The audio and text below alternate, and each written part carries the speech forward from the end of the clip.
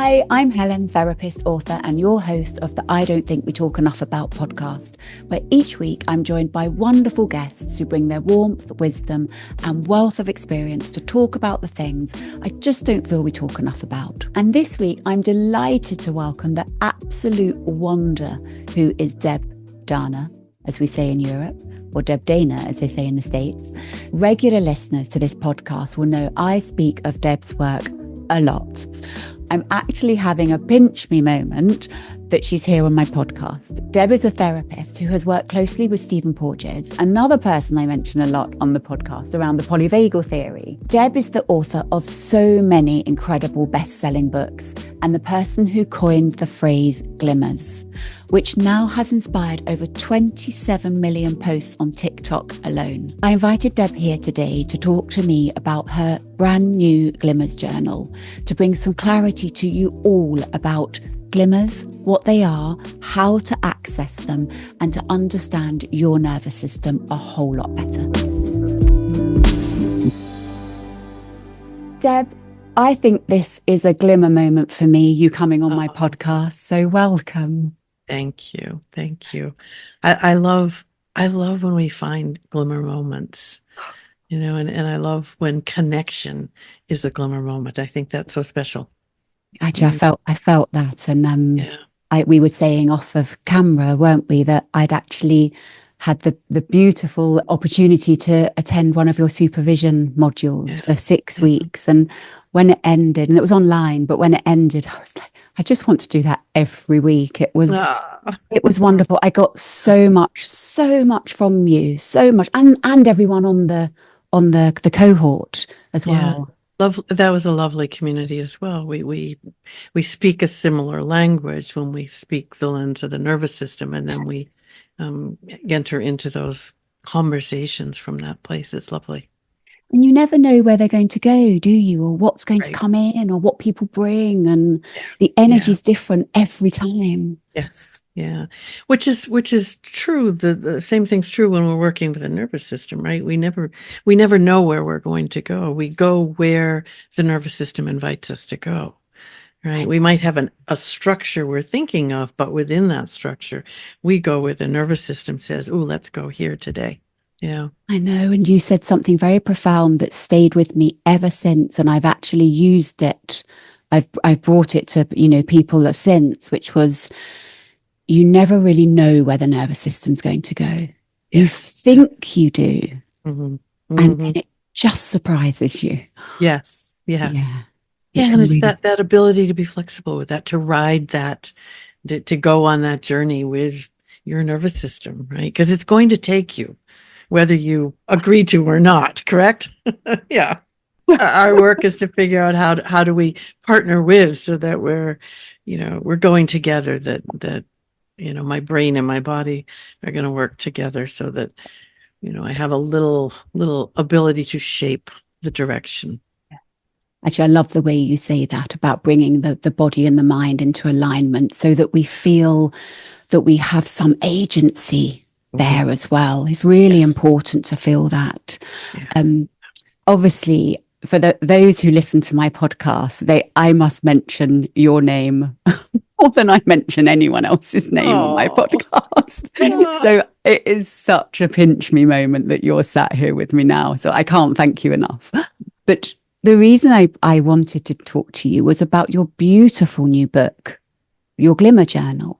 Mm-hmm. So I hope most people know by now, but Deb Dana is the absolute voice behind, or you coined the phrase Glimmers, didn't you? And there are over 27 million hashtags on TikTok alone. I think TikTok alone, isn't there? Or aren't there? I don't think you're on TikTok, are you, Deb? No, I'm not on. I'm on no social media at all. So people, send me things and go, "Oh, that's lovely." I'm not there, but yes, I'm glad. I'm glad Glimmers have.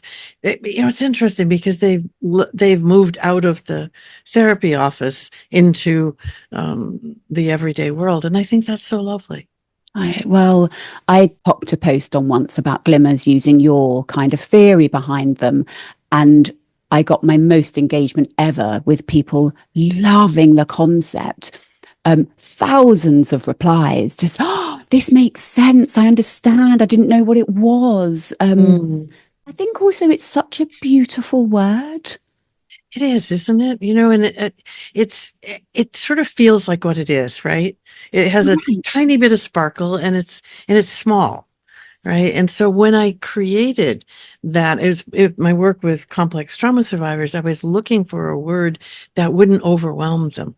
Right, a way for them to sort of, touch into or reach for a tiny moment of okayness in the midst of all the trauma that they were still carrying. And so we tried on Glimmers. That was the first thing we tried, and it landed. It was like, oh, I like that, and it felt achievable. Right, you can find a glimmer. I can't find a 2 hours of feeling balanced and okay, but I can find a glimmer. And isn't it lovely that that's all you need, right? That the glimmers add up and begin to shape your system in a new direction. I know. And as you're saying that, I'm thinking it's about the fact that something so small that we can connect with can give us that hope that our nervous system can move forward. Yeah. So it's out of that deep, heavy, stuck or fight, flight, or whatever it is. Yeah. You've got that hope that something can shift, however tiny. Yes. Yeah, and that hope is so important, isn't it, for in our work, in our clinical work, but also just in our everyday lives. To have that bit of hope keeps us moving forward. And so glimmers are gentle, are tiny, but they're powerful. And that's what I love about them. Actually, might be worth now defining what is a glimmer. Yeah. So, on other people talk about glimmers as being the opposite of a trigger, right? And that's not a bad way to think about it, but really glimmers are their own thing. And finding glimmers does not in any way impact your triggers, right? It's a totally separate category. So I like to think of a glimmer as a tiny moment of what we know as ventral in the world of the nervous system, that state that is the state of safety, connection, enough safety, enough connection, regulation. So a glimmer is a tiny spark of that energy that is all around us. And when we tune into it, we can feel it in our body. Something happens, and then our brain marks it in some way. So there are these tiny moments that accumulate.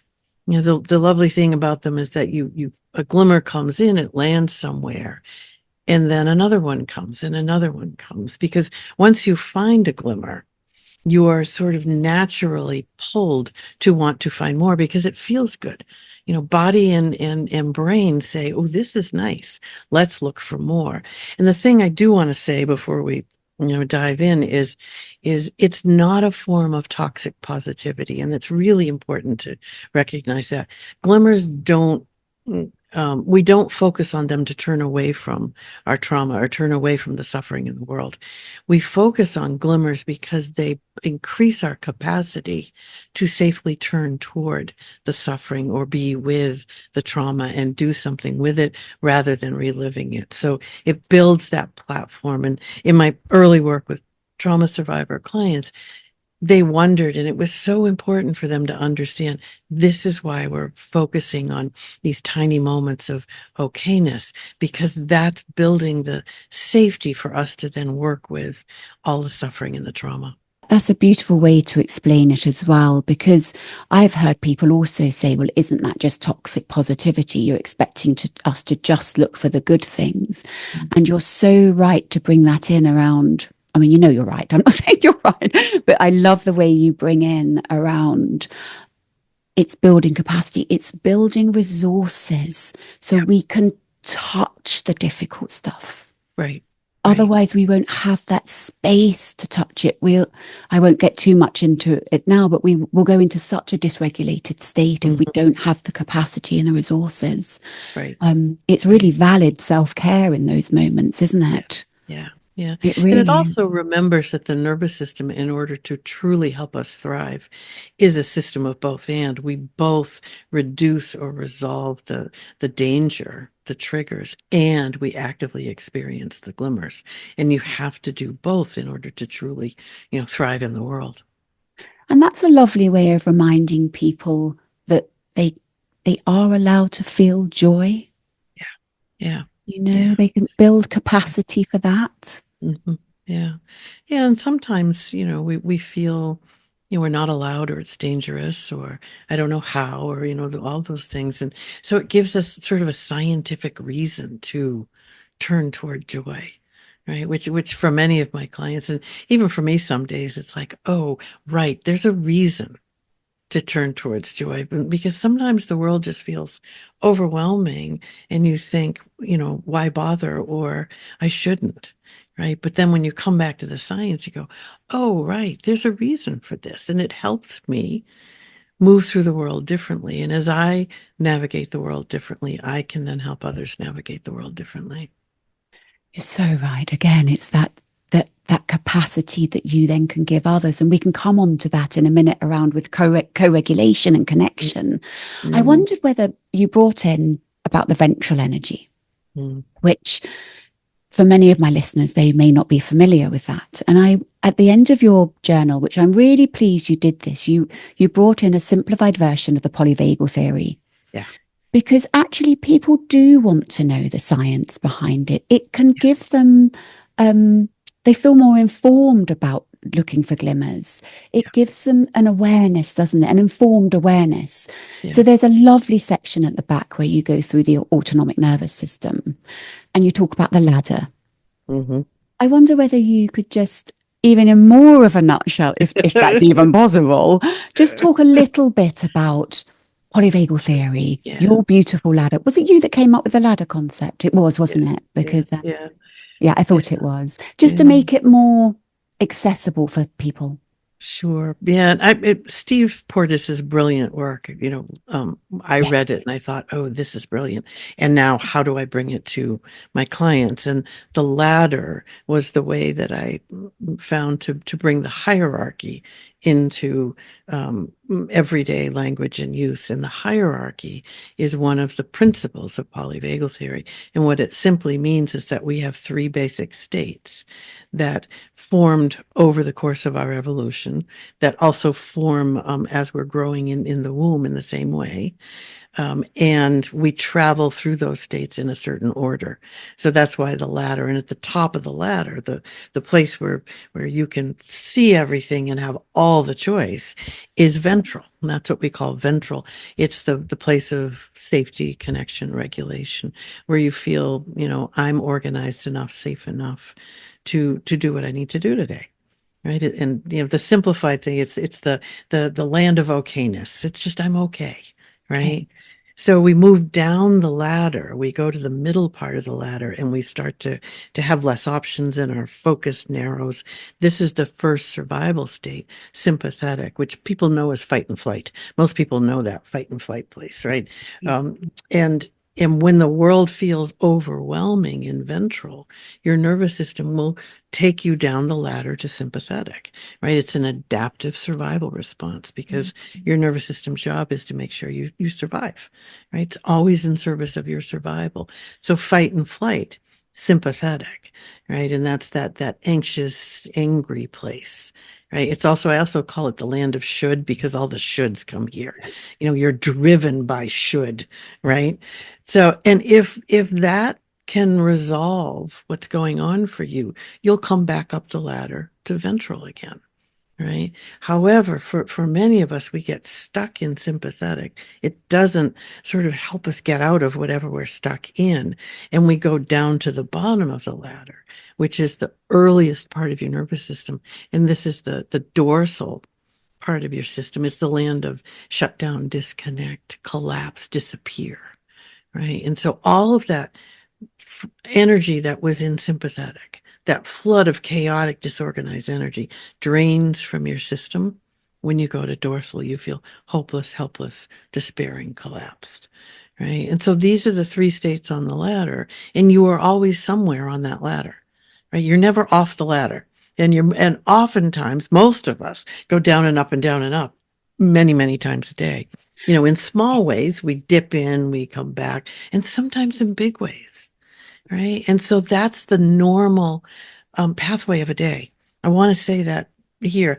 Normal, expected that we go down and up and down and up, right? And it's okay. It's only when we go down and get stuck in sympathetic or dorsal that then we really suffer. It's not the going down, coming back. That builds resilience, actually. Yeah. It's when we go down and get stuck that then we are stuck in a traumatic moment, in a crisis, we suffer. I'm really glad that I loved that explanation. Thank you. You did that really well in a short amount of time as well. That was really short. I think the ladder system's it's so accessible for people, isn't it? And I loved the way that you mentioned that we go in and out of up and down that all day, because I don't think people always are aware of that, are they? And when they realize, and they can catch themselves, can't they, through the day? Oh, I've got a bit of energy here. I've gone into a bit of fight here, or I just want to get out. I've gone into flight. Yep. Catching that awareness of what your nervous system is doing. Oh, it's gone to that middle rung. How do I come back up to my ventral? Right. Or I'm shut down. I don't want to mix with anyone today. I've got what's going on. It's, listening. But I think I read with you not that long ago, or it might have been on the course. You need, when you're in that, sorry, I'm putting it on my body. Actually, I will ask you, I very often move the ladder onto my body. Yep. Yeah. I don't know if that's something you do. Absolutely. Absolutely. Okay. Yes. Because I often think that the top of the ladder, the fight, flight, dorsal in the guts. Yes. You know, and catching that you go up and down it. But if you're in that real dorsal stuck, my hands are at the bottom of the ladder here on my belly. Yeah. It's about people understanding, which you show so beautifully, that you have to go back up to fight, flight before you can come to ventral. Do you just want to explain that a little bit? Yeah, because it is a hierarchy, and the ladder really shows you have to climb the rungs to come up, and you climb the rungs going down. You have to get some energy back into your body. Your system is flat. There's no energy in it. You might still be doing things. You're going through the motions, but you really don't. It's like that. Don't care. Don't have the energy, right? And so as we bring some energy back in, this is the pathway up the ladder that we want to be, really, really careful about. And it's sort of like, if I was gonna build my ladder again, I might coming up through, I might do in sympathetic, sort of a more gentle path and a more active fight flight path, because what we don't want to go back into fight and flight, because that will just overwhelm us again. Mm-hmm. And oftentimes we move up a bit and go down and up and down, and we get stuck in this loop of dorsal, sympathetic, dorsal. We really want to go gently up the ladder through sympathetic, just inviting some energy to come back in. Right. And that might be, seeing, listening to music, or moving a bit, or looking out at nature, any way that we feel, oh, there's a little energy coming back into my system gently. Right. Again, it's about a gentle return of energy, because then we come through the sympathetic portion of the ladder and we come back to ventral. Yeah. Yeah. Thank you for explaining that. And that reminded me, as you were speaking about, because obviously this is all about self-regulation, isn't it? It's about that ability to be able to come back to our ventral state. And so often, I know you're not on social media, but so often on social media, there's a lot of talk around journaling, meditating, yoga, all wonderful. But when you're in fight, flight, you actually want to run. You want to burn that energy. And I think that the last thing someone needs, not the last thing, but for lots of people, they really don't want to sit down calmly and journal with a cup of tea, because there's too much energy. The writing would be too hard and scratchy. So it's about, I'd love to hear that from you. Yeah. And, you said they don't want to. They're actually biologically unable to. Right. And then the brain says, I don't want to, but my body's saying you can't. Right. You're flooded with sympathetic energy. You can't. If you sat down, when you were doing this, I was thinking, one of the things I used to do with some of my clients is they'd have big sheets of paper and all sorts of, markers and things, and they would do this. right? Because for some people, seeing it in this way is what they need to begin to organize that energy. For other people, people would say, I have to get out of here. And I'd say, great, let's go. And we would go off on a walk, right? So you've got the energy, but it's disorganized. The question becomes, how do you want to begin to organize that energy? We don't want to get rid of the energy. Energy is wonderful, but how do we organize it? So when, people ever told you, well, calm down? It's like, oh my gosh, what does that do? Right? It's like, no, that is not what you want to be saying to someone who's, you don't even want to tell them let's push down the energy. That's not it. Let's let the energy be and organize it in a way that's useful. Kids will run, they'll play, they'll you get loud, I love having musical playlists that will reach different states. So in my sympathetic, world, I have a very different playlist it has a pounding beat and it makes you want to move. And it's, often the songs are loud and noisy and you sing along and right. So there's all sorts of ways to do it. And I think the lovely thing is each person gets to create their own menu, right? And create a menu that has all sorts of things on it, because today I might want to push the button for the music. Tomorrow I might want to head outside and really walk fast, right? And you never know, right? Like we said before, you never know where the nervous system's going to take you. You never know what resource is going to feel right in the moment. No, I'm glad we went through that, because that's something that comes up for me quite a lot.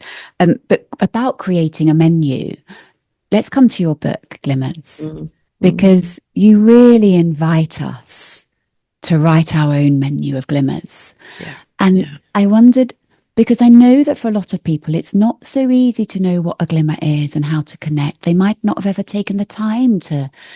Could be really new for them today, listening to this and understanding the nervous system. Actually, before we go on, I will just say I have recommended time and time again your audiobook, Befriending the Nervous System. 8 hours of gloriousness. It's wonderful. I'll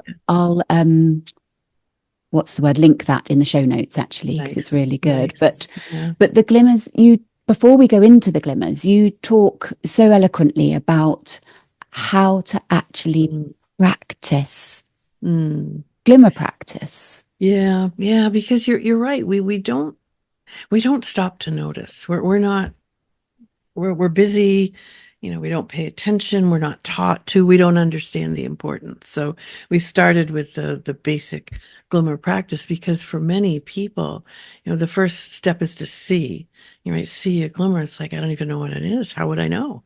Right. And so, for you might feel it in your body because you're a somatic oriented practitioner. And so you do a lot of body work.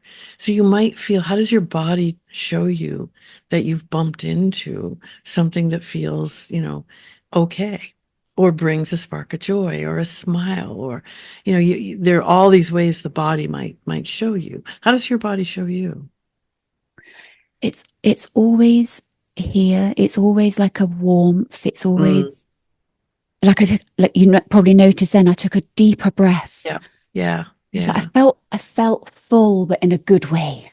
Nice. Yeah. Yes. Yeah. I often find myself a little smile comes and then I go, "Ooh, I wonder why." And I look for it, right? So the body can, but the brain also, how does your mind, tell you, "Ooh, pay attention to that." Right? And for many people it's more of a brain first and then body. And so again, it doesn't matter. Right. But we begin to say, how do you notice you've bumped into a glimmer? That's the C. What are some of the clues? And then as you go through your day, you've identified the clues. When you feel something, you can stop and go, "Oh, what is that?" And you can find the glimmer. So you stop. Right. And for me, I often, have this either the little smile, or for me, I stop in my tracks. I actually stop moving for a moment. I go, "Ooh, there's something." Right. And then look for the glimmer. So stop for just a few seconds and appreciate. The appreciate is interesting, because you want to appreciate for just a few seconds is all you need. Yeah. Right. Which this is not a big, long practice, which again makes it accessible. it doesn't overwhelm your system, and you can find a whole bunch of glimmers in a day without disrupting your day. Yeah. A bird singing, the sun shining, the smell, of something cooking, whatever that is. You just stop, take it in Take for, it in. 5-10 seconds, and then go on. So that's the basic practice. And then, for my clients, they were always wanting to tell me about them. Right. So then it was, how do you remember?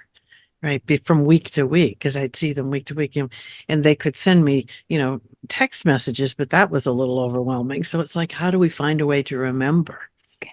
Right. They'd create lists that some people would take pictures. I had some clients who were beautiful artists who would draw things.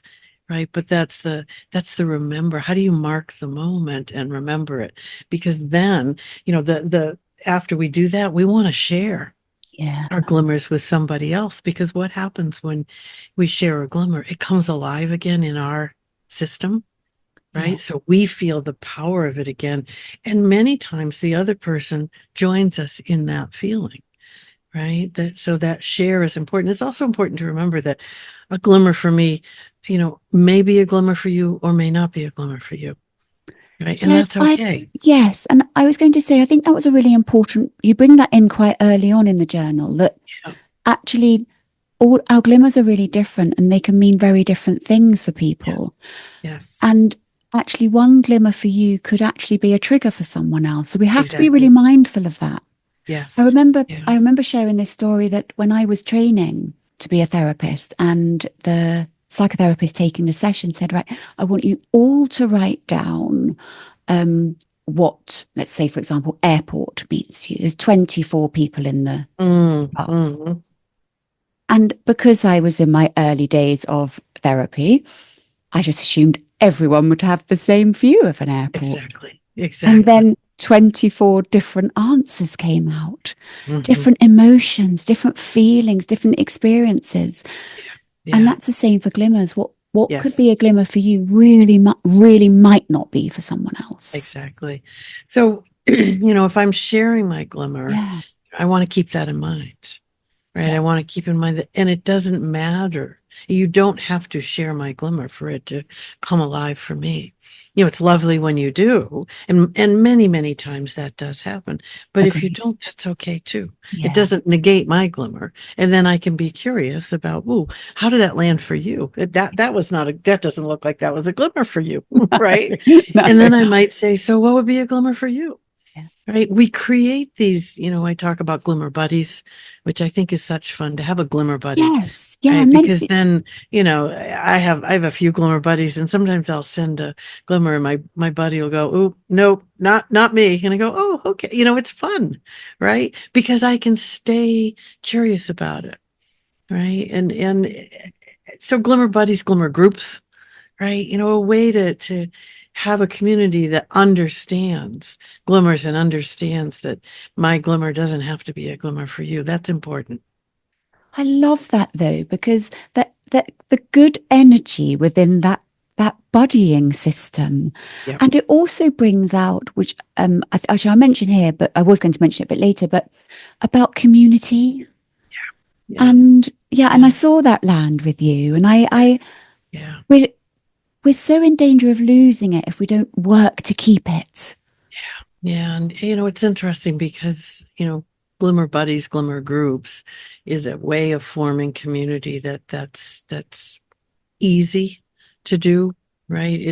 It's a joy-filled reciprocity, right? That then can lead to other things, but it doesn't have to either. No. Right. And sometimes I think we enter into community and it becomes so big and so filled with heaviness at times. Okay. Right. So the glimmer buddy, glimmer groups can be places where you're simply, resourcing that capacity and shaping our systems for more ability to then join in the discussion of the hard things that are going on in the world. Yeah. I thought that was a beautiful addition in your journal about that.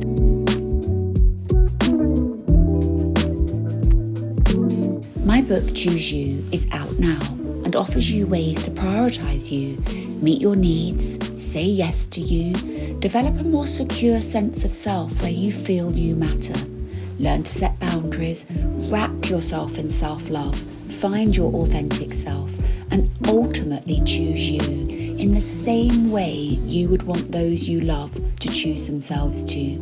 Choose You, out now. When I looked through the journal and was working through it, you split the glimmers into have some categories in the categories. beginning. I've lost the word completely. Yeah. Completely. It's quite okay. It's not chapters. No, The cogs were whirring. I really. Categories, yes. Thank you. You rescued me beautifully. Thank you. So you talk about these categories of being nature. So let's start nature.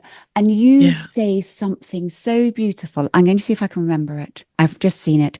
Our nervous systems are nurtured in nature. Yeah. Just sitting with that. Thank you for writing those words, because they've stayed with me since I read them. Thank you.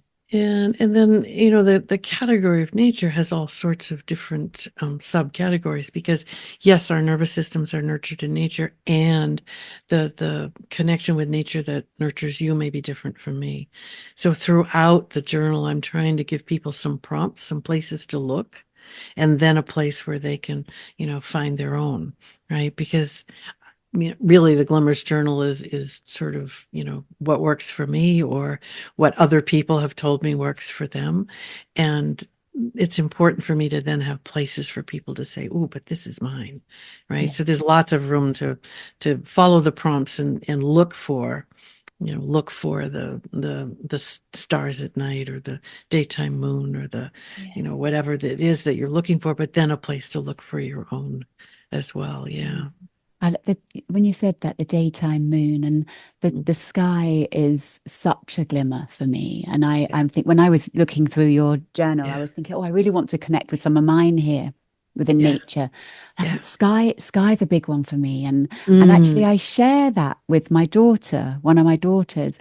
And I will always I open my curtains in the morning, and I will take just a few moments to just, it's beautiful out there today. Even if it's raining, it's just just beautiful. And I'll send photos to her, and it's just, and she'll send them to me, and it's that sharing of a moment, isn't it?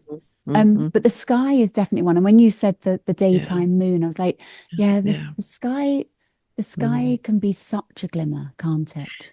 And for you, it's a predictable glimmer, right? We have predictable glimmers. We have places where we know we'll find one. For you, it's the sky. It's beautiful. For me, it's usually the ocean. By the ocean, I know I'll find a glimmer, right? So they're predictable environments that we know, we will find glimmers, and in that wonderful. And then the unpredictable ones happen. So it's that both and again. Yeah, and I think it's so important when you talk in the glimmer practice about the stopping and absorbing. And when I walk, I love to walk my dogs in nature, and to not just walk, to not just autopilot walk that, to stop and breathe in, and just, I look crazy because I'm like, I literally stretch my arms and go, oh, it's a beautiful day, and I am that person.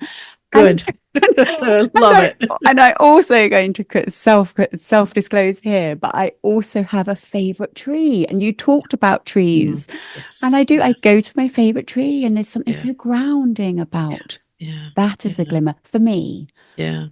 So I have a friend who really taught me about trees, and feels like, touches trees. He can feel the energy of trees, feels like, he communicates with trees. And I thought, how beautiful is that, right? I was going to say, did you get that? Did it sit with you and land with you when she said that? The touching and the feeling, the energy, really, I have great, I feel like a tree's telling me a story, and it's interesting. Probably not, I mean, we're all gonna have our own story too, right? One tree, 24 stories, right? Just like your airport. But I do love the thinking about the ancient wisdom in trees. So yeah. But it's that the power of nature. Yes. And you say everyone will, you give everyone the chance to write their own, Yeah. and I love the way you say that the predictable glimmers, and the fact that the sky is the thing that causes the glimmer. The sky isn't the glimmer. Or Right. it's what happens here Happens. inside, Yeah. that Yeah. fizzing that it happens. Yeah. Yeah. It's Yeah. it is. It's like it's it actually is such a beautiful feeling. We should all be trying to access that as many Mm, times as we can through the day, mm. you No, know? it's interesting because in the beginning, when I, would invite clients to explore what a glimmer is like, what it feels like, can we find one, and when they found one, they then organically wanted to look for more because that's the embodied experience, right? And so then, we would set a glimmer intention, which is also in the journal. How do you write an intention, right? Because their brain would write the intention. They say, "Oh, now that I know what they are, I'm going to look for 5 a day and come back and share them with you." And I'd say, "Okay, let me say that to you. See how this lands." And I'd say, "You're going to look for 5 a day and bring them back." And they'd say, "I can't possibly do that." I say, "Of course you can't, because your brain just made that Yeah, intention." yeah, Let's ask your nervous system to yeah, partner with your brain what feels within reach, yeah, because you want to be successful. As yeah, soon as you put a demand on your system, then it doesn't become a fun glimmer hunt. It becomes a have to, or I'm a failure, right? Which is not the experience at all that we're wanting a glimmer to bring. So, I'd invite people to write their own, and they'd be there's a range of structure to spaciousness that each of us wants. Mine, that I probably put in there, I want a lot of spaciousness. So mine simply is, I'm open to finding the glimmers that appear on my path today.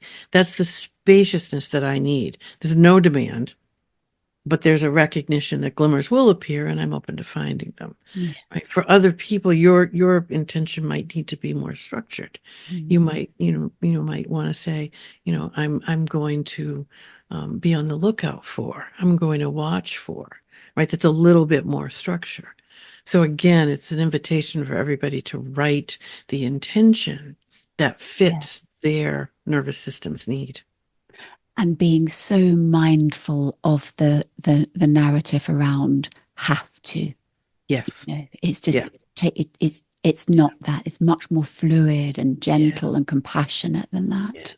Yeah. And I also loved the part you talked about connection with others.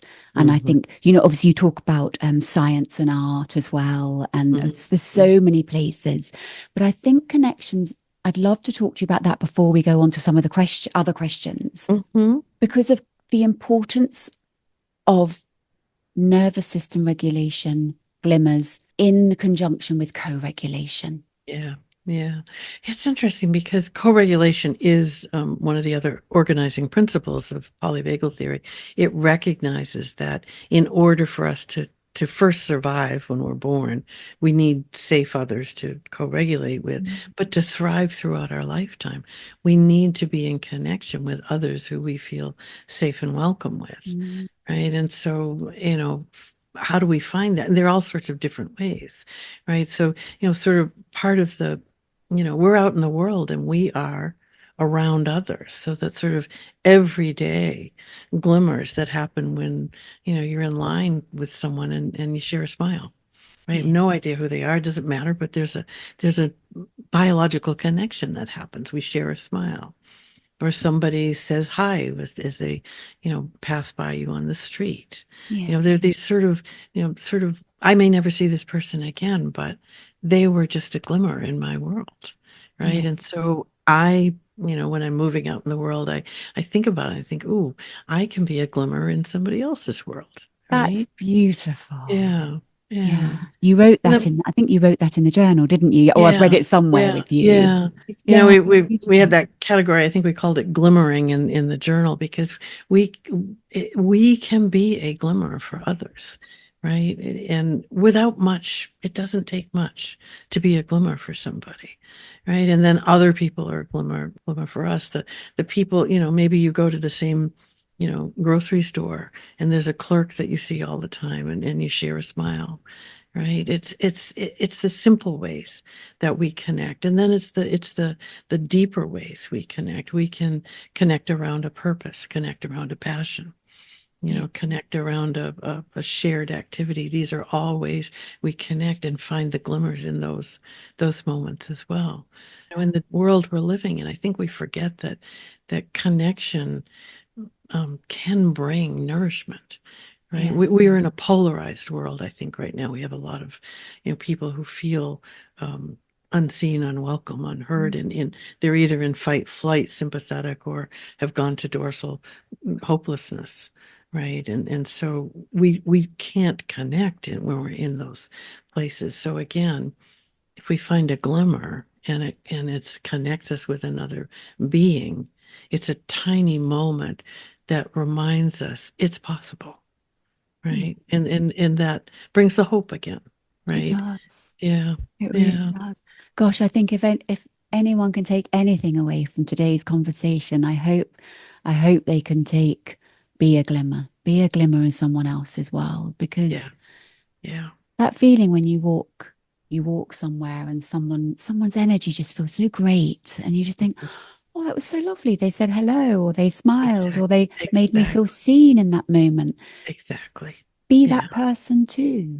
yeah, yeah, It's we yeah, can well, no, we can't all easily be that person, but building resources to be that really yeah. matters more than we realize. I Yeah. love And it that. can it can feel scary in the beginning, right? To send a glimmer to someone. And Yeah, yet we know what it feels like to receive a glimmer, which then might help us take the risk of, offering a smile, yeah. right? That's a Saying good hello. starting point. Yeah. Yes, we know how Yeah. it feels to receive one. Yes. Yes. Yeah. Yeah. Yeah, beautiful. Yeah.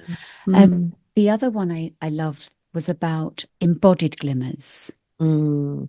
Do you want, can we Mm. just, can you just mention that before we go on to the questions? Because I loved the embodied glimmers, about that real deep Yeah, connecting and with and them. and and for you, that's probably an easy place to go, right? Do you go to embodied first? Is Yeah, that I can is that feel the it's easiest way? how my Yeah, body yeah, feels. yeah, I yeah, listen.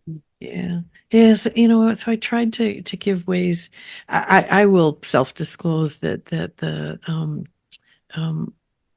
coming into my body and really being fully embodied still is hard for me. It's not the place I go first, right? I'm more embrained than embodied, I suppose. So when I was writing, because I knew it was an important category, and people kept telling me, I wanted to find ways that could invite people for whom this is challenging, as well as for people who Mm. who find, oh, this is where I'm going to go first. So, moving. Moving is a way that we can feel the glimmers. So, how do we find our glimmers in movement, right? That sometimes it's a simple, I feel myself wanting to move to the music, right? And then I also want to say that I do it better in here than out here.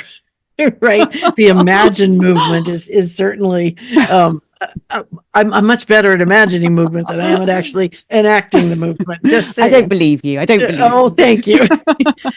Breath, breathing. Yes. Breathing is an embodied experience, and again, a lot of different ways to be with your breath, because again, breath is managed by your nervous system, and when we change our breath, it directly affects our state.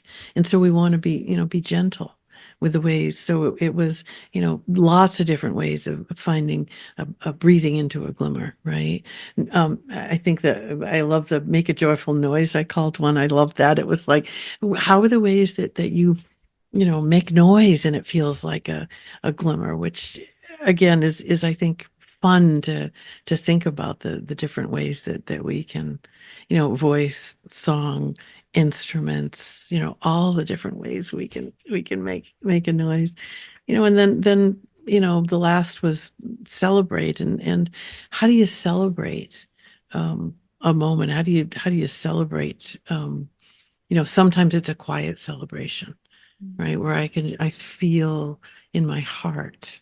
And sometimes I want to jump up and down and, you know, say yay, right? And again, there's no one way, right? They all can bring a glimmer, right? But at the moment when this is the glimmer, the way I want to embody a glimmer by just being quiet and feeling it land, right? The jumping up and down and celebrating in that way would not fit.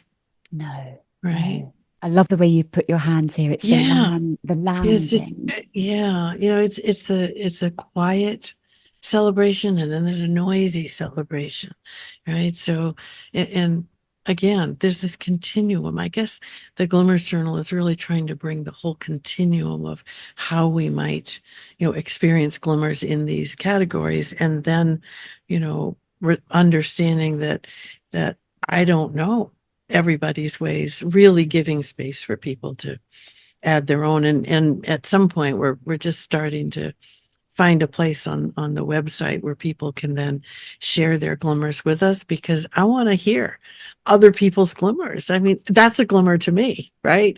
When somebody, I get emails nowadays, people will send me, here was a glimmer, and I go, oh, I love that. Never thought of that, but I love that. So we're going to try and create a space where we can have this global glimmer community happening. That's wonderful. It's there's going to be millions, millions. But what a resource for people to be able to read and read other people's glimmers and Yeah. Yeah. get that feeling, or try and find those themselves. Yes. Wonderful. Yeah. I love that. Yeah. I look forward to seeing Yeah. that. Deb, I think it would be good to move on to, we won't have time to answer all of the questions because I'm conscious of your time. Oh, that's fine. Don't worry about Oh, it. thank you. So I know we don't have the context of these questions. They Mm, just come up on a little square on Instagram, so I don't know anything more about the person. okay. I quite like this one because it's mentioned a lot on social media. Okay. What does reset your nervous system mean? I know you must hear that a lot. Oh, And yeah. how do I do that? Yeah. And I thought, gosh. It's interesting because the language is interesting, right? Mm, You hear a lot on out there on the internet, hack your nervous system, also something I don't like. Reset your nervous system. It's like, because before we reset, we really want to be curious about where we are and how we got there, right? Because the reset is like I want to find my way back to regulation, but I want to be informed by what has happened that took me into dysregulation. I don't want to just come back and not understand how I moved into sympathetic or dorsal and then come back. So I don't know if I'd even use the word reset, right? Because for me, it's this coming back home to ventral all the time, which may be what people think of as resetting, right? It yes. also could be that as you have more capacity for ventral, which glimmers are one of the easy ways to begin to build that capacity, you are actually creating a new pathway, and in this way you are, I suppose you could say, resetting your set point for being regulated increases. So in that way it's probably a reset, if that's what we're thinking about. My baseline capacity for regulation has increased, and my ability to stay in regulation has also increased. Yeah. Yeah, I think the way you said that was valid actually. I think it was probably they were searching for how to come back to a regulated state, but Yeah. understanding that we need to look at the meaning, as you always talk about, give meaning to Yeah. the stress Yeah. responses. Yeah. And I suppose that window of tolerance, I know we haven't touched on yet, but Yeah. that Yeah. understanding of widening that window of tolerance, which Yes. glimmers will really help with, Yes. Yeah. as will giving meaning to. Yeah. I mean, the before we come back, we do this, simple notice, name, listen practice, right? You notice and name, where am I in this moment? Oh, I'm now in, a bit of anxiety, right? And then we turn toward that and listen for, like 10 seconds. What is my nervous system trying to tell me? Because when we dysregulate, it's because our nervous system is feeling cues of danger. It wants to tell us something. So before I come back, if I can listen, I go, oh, okay, got it. And now I can use some of my skills to come back, right? Yeah. And Yeah. what you're giving someone there is the agency that they can bring it back from that. And as you said at the beginning, we can go up and down that ladder all day. So knowing that we don't have to stay stuck, we can, I suppose they're looking for tools to come back to that ventral. And people have different tools, won't they, that work for them. Absolutely. That's creating that menu, that personalized menu, right? That I know things that work for me. And so, excuse me, some of the categories like nature, you know, there's a way that nature can help you come back. There's a lot of research around nature that 5 minutes of looking at nature helps you come back. Right. And it may not be that you can look out your window and see nature. You can look at images of nature. You can look at pictures of nature, right? There are lots of ways to engage with nature that the research tells us will help us, you know, find our way back to ventral. So there are lots of these ways, right? And, you know, the categories in the Glimmer Journal, I think, are ways to begin to think, how would I engage with nature, with with other people, with my body, with movement? And these are ways that when you try them out, get a sense of, oh, this reliably helps me, or this doesn't work for me at all. Yeah, no, absolutely. The Glimmer Journal really does bring them with that kind of developing their own toolkit for that. Great. Okay, so any tips on how to calm quickly? It's a similar sort of question, isn't it? You know, it's interesting because our brain wants us to come back quickly. Right? The brain says, what do I do to get back to regulation?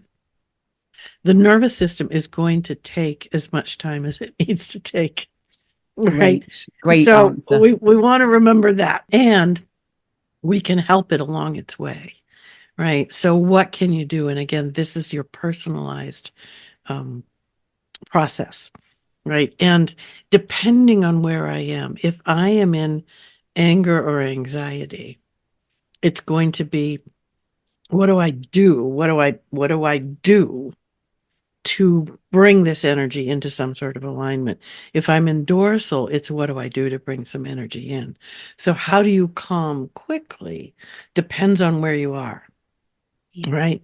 For me, you know, I tend to travel the anxiety pathway more than the anger pathway, right? People do both, you know, obviously, but sometimes you travel one more than the other. When to calm quickly, the first thing that I, you know, want to know is when am I entering into that pathway? Because the earlier I can recognize I'm entering into the anxiety pathway, the easier it is for me to come back to calm. Brilliant. Right. If I go deeply in, then it's going to be really much harder and take longer to come back to regulation, right? So I love that answer because I can feel how people could really hold on to that with so much that you shared so generously today around understanding your nervous system. And you talked about earlier on about catching it going down the ladder and bringing it back up sooner. It's exactly what you've highlighted there. Yeah. But if you get all the way down to dorsal, it's a long way back. Right. And just, I think part of what we need to do is have that awareness and see if we can bring some, you know, self-compassion to that. It's just going to take me longer. Right. The pathway is built differently. It's a longer way back. It's not, you know, meant to come back quickly. So and if you can understand that, you can say, okay, I get it. I going as fast as I can right now, right? It's all about that awareness that takes away the self-blame and self, you know, judgment and the self-criticism, and then it opens the door for curiosity and compassion. I love the way you brought in those other emotions that can come in when we try and rush. And it reminds me of what you said earlier, you know, telling someone to calm down or get back to regulation quickly is the last thing that is going to bring you back quickly. So I think that's just beautiful advice. And the last question I'll ask you from these is, I thought this was a very personal question, from as they all were, but why do we easily go into, I mean, I think they meant to say, why do they easily go into fight flight when trying to be vulnerable? And I just really wanted to hear your beautiful wisdom on this. Oh, well, I mean, being vulnerable can feel very unsafe, right? Because it means that we're becoming accessible, we're putting ourselves, in a place where we can come into this sense of connection that, your nervous system may have had a lot of experiences where that is dangerous, where you get hurt. And so now we're asking, how can I, become vulnerable safely, right? Safe and vulnerable have to go together. Right? That's hard. So, then in the nervous system, as soon as it feels like the cues of danger are getting too big, is going to take you into survival. It's going to shut it down, right? Because the nervous system's belief is if you become vulnerable, you're going to be hurt, right? And it's going to make sure that doesn't happen. Cool. So one of the things that is, sort of applies to everything that we do, but dip a toe in vulnerability. Yeah. Right? Just how could I be just a little vulnerable and let my nervous system feel the safety that comes with that? Yeah. Right? Because we have a thing we call the stretch to stress continuum, right? We want to stretch the nervous system. So I want to, try out vulnerability with someone that I feel safe with and see what happens so that my nervous system can feel that experience. That's stretching. Yeah. Stress is when I decide, oh, I'm going to be vulnerable in this great big group of people because I think I should, right? And that's a stress, and the nervous system is going to protect you by taking you into survival. So again, if you attempt to be vulnerable and you find that you go into a survival response, you go into fight and flight or even collapse shutdown, the nervous system's just trying to tell you something. So when you come back to a place of regulation, you can, reflect on the moment and think, what was it that felt too much for the nervous system? Yeah. Right. And then we can try it again with a little less of the cues of danger and be successful. That's why we want to do tiny things to be successful, build that trust. The nervous system will begin to believe, oh, vulnerability is not always dangerous. It's No. not going to say vulnerability is always safe. That's crazy too. But it's going to say, let's think about, is it safe in this moment or not? And those tiny steps. I love the way you said that. And I also love the way you said, and I think it's really important for people to hold on to this. And you said it there a couple of times in that example.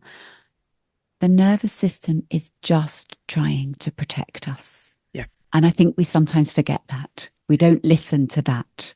Yeah. Well, because the nervous system we can do things that feel really crazy making or irrational, right? Because the nervous system simply enacts a response. It doesn't take the time to say, is this good or bad? Is this, it doesn't make motivation or moral meaning. It simply enacts a response.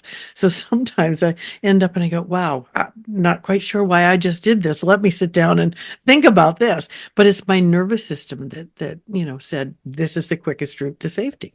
Right. So if we can, even have a bit of a sense of humor about it sometimes, right? Yeah. Oh boy, that was That was a must have lot. looked really crazy from out there. However, in here it made sense, Yeah. right? Yeah. I Yeah. love that. Deb, I want to ask you one final question that's just come to me, which Mm. is, do you have a favorite glimmer? Oh, probably my favorite glimmer is just being in my glimmer environment, being by the sea, right? It's because I know every time I am by the sea, I find a glimmer. And as I'm saying that, I can feel it come alive because I'm just remembering being by the sea. I'm not by the sea right now. I will be going home to Maine in a few weeks, and my first stop will be walking by the ocean. So I think for me, it's dependable, it's predictable, it's powerful in my system, and I can bring it alive by remembering it. So that's probably my favorite. Yeah. I saw your body language when it was literally Yeah. holding that ventral. You could see the Yeah. ventral energy Yeah. like Yeah. radiating. Deb, Dana, I have absolutely loved speaking with Mm. you. And I will show the book to the camera. Can I pick it up nicely? the most, or look at my little notes. I look at those. It is a beautiful book, isn't it? They did a beautiful. beautiful job. Yeah. And I love actually, it. that does look like the sea, the sky, the Mm-hmm. sunset. That's Love it. beautiful. Yeah. Deb, I can't thank you enough for your time. I've enjoyed this conversation so much and meeting you. It has been lovely. It's lovely. And I hope our paths continue to cross. I do Yeah. too. And when's your Yeah. book out, Deb? Ooh, I don't know. That's okay. Isn't that awful? It's I not out don't quite know. yet, is it? No, it's available for pre-order, I think. Okay. So yeah. I'll check that out and I'll pop that in the show notes and link Thank you. everything. That's lovely. But Deb, Lovely. enjoy going back to Maine. Enjoy your Thank you. glimmer. And Thank I you. hope to speak to you soon. Absolutely. Okay. Thank you. Thank you. Bye-bye. Take care. Take care. Bye. And thank you for listening. If you enjoyed this episode, it would mean so much if you could follow the show, leave a quick rating, and maybe even a review to let others know what you think and whether they may enjoy the conversation too. Your support genuinely means so much. Thank you. Enjoy your day.